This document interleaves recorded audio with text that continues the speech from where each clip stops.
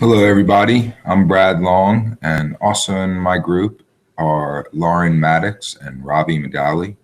And we're going to talk to you guys today about how Apple, Google, and Microsoft are battling for your internet devotion. According to the case study, Apple, Microsoft, and Google are the three internet titans in the market today when it comes to the internet. Each is fiercely competitive for constant expansion and to obtain domination in the areas of digital content and actual physical devices. As the case study outlines, each of the three companies we are looking at today has aligned with one another, not to support the partner company, but in an effort to exclude the third from some area of the market.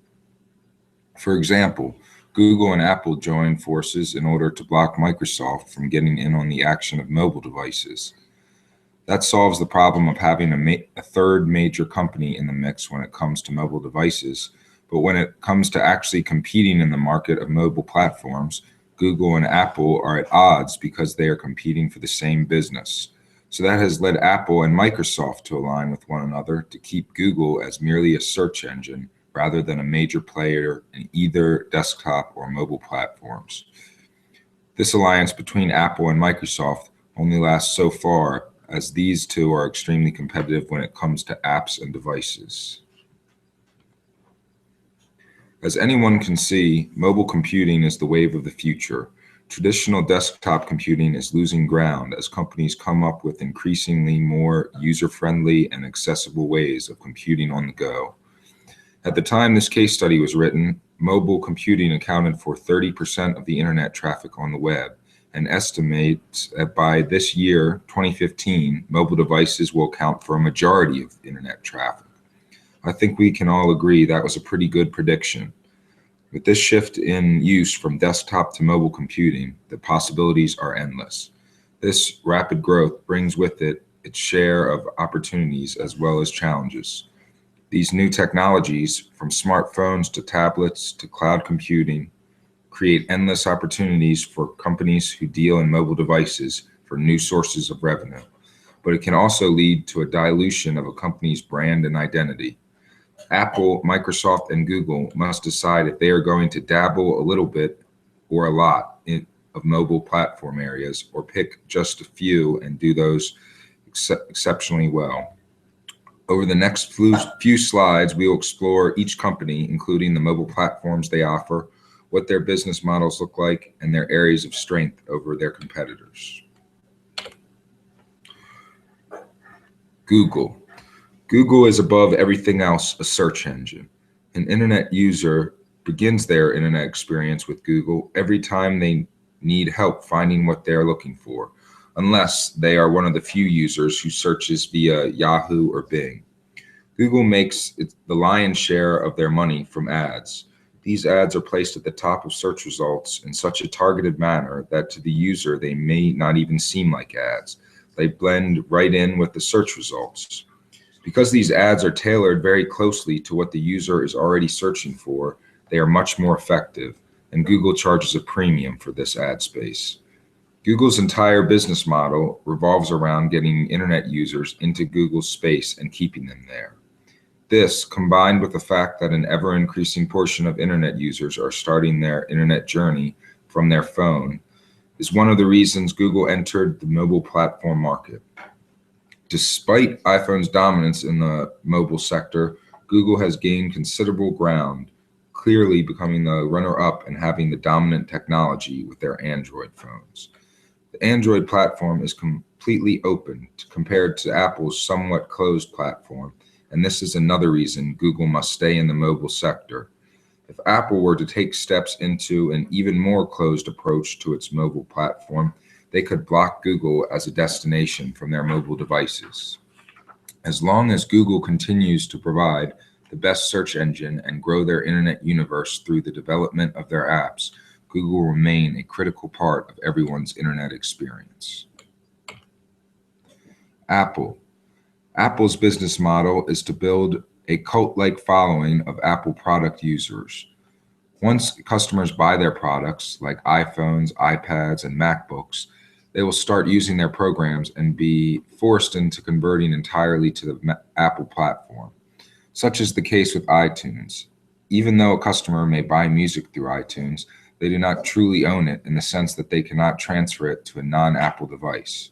Pretty soon, an iPhone user has bought an iPad so they can play their music on it, and they may even be convinced they are buying it because they like it better. All the while, they are paying a premium for devices compared to their Microsoft or Google counterparts. The App Store is an extension of this because once a customer owns an Apple device, they buy apps on this device through the App Store, and Apple takes a nice cut from this. It is a very profitable part of iPhones, and this is after the customer has already paid a premium for the iPhone itself. Since more and more users are tapping into the internet through mobile devices, Apple is trying to capture value from dictating what the internet experience means to their users. For now, though, Apple's strengths lie in their cutting-edge hardware, like the soon-to-be-released Apple Watch, and their ability to keep users in the Apple universe once they bought into it with a single device. Microsoft. Microsoft is most dominant in software. As a pioneer of the computing software world, Microsoft has been able to keep ahead of its competition, especially for those who believe in its open platform. Microsoft has had a Windows Phone out for a while now, although it hasn't really caught on. But they've recently gained some considerable market share in the tablet sector with their Surface.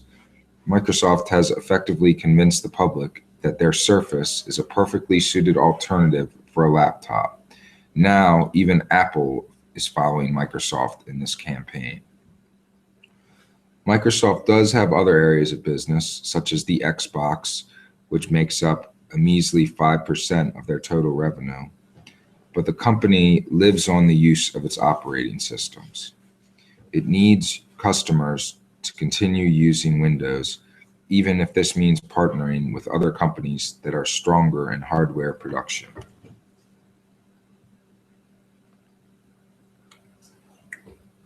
Although it's quite possible that all three firms remain competitive, lucrative companies for the foreseeable future, in terms of dominating the internet experience, Google is most poised for success. Google's growth within this sector has been completely organic.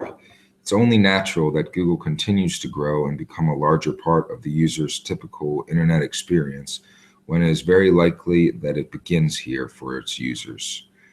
As a search engine, Google is light years beyond its closest competition, and even if it only keeps this strength, the company will still be positioned very well.